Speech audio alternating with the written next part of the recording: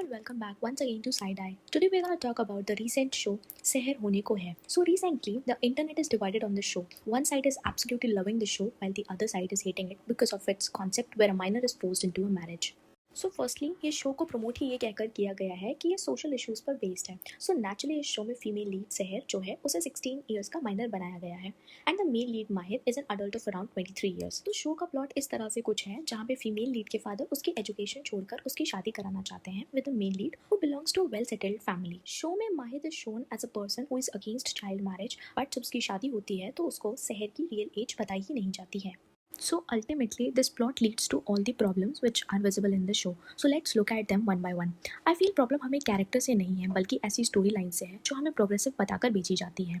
सहर की as hide करके उसकी शादी करवा देना should not have been shown in the way it is shown in serial. Yes, I know ये चीज़ें रियलिटी में होती हैं, सो इसको प्लॉट में रखने का मतलब है रियलिटी को दिखाना.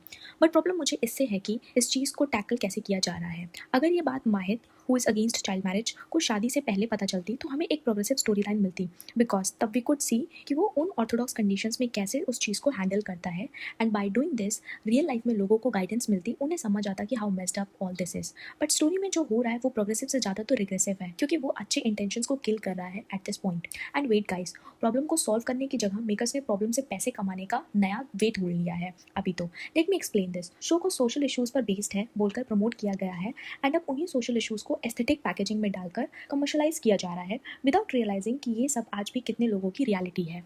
शो में मेल एंड फीमेल लीड की केमिस्ट्री को बहुत ही ज़्यादा रोमांटिसाइज किया जा रहा है at this point which is very pleasing aesthetically.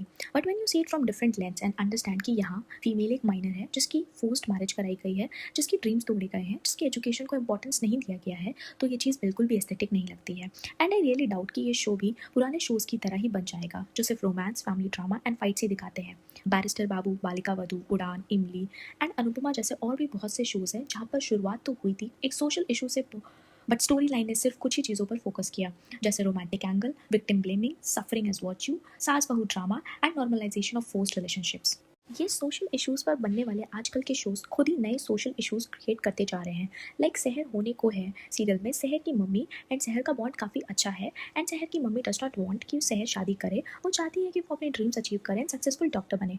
But this serial has made her a villain जो कि लीड पेयर की केमिस्ट्री के अगेंस्ट है. इंडियन टीवी सीरियल्स का ये भी पैटर्न है जहाँ पर स्ट्रॉन्ग फीमेल्स को विलन बना दिया जाता है एंड देन स्टोरी ऐसे लिख दी जाती है कि वो पर्सन रियल विलन बन जाता है. अब कुछ लोग सामने से आकर ये बोलेंगे कि ये सब फिक्शन वर्क है, इसका रियलिटी में कोई असर नहीं होता है. सो ये आर्ग्यूमेंट तो नेचुरली फ्लॉड है, बिकॉज अगर रियलिटी में ऐसे शोज़ की वजह से कोई इम्पैक्ट नहीं पड़ता तो फिर ये सोशल इश्यूज़ वाले शो बनाए ही क्यों जा रहे हैं. एंड आई बिलीव कि इसका बहुत सीधा इफेक्ट है लोगों के माइंडसेट पर, बिकॉज टीवी सीरियल्स घर में मल्टीपल जनरेशन साथ में बैठकर देखती हैं एंड इस केस में बच्चों को ये लगेगा कि क्या ही फ़र्क पड़ता है एजुकेशन छूटने से, बिकॉज आगे चलकर तो रोमांटिक पार्टनर ही मिलेगा जैसे यूजुअली इन शोज़ में होता है. बट रियलिटी में जो होता है वो सीरियल जैसा तो बिल्कुल भी नहीं होता है.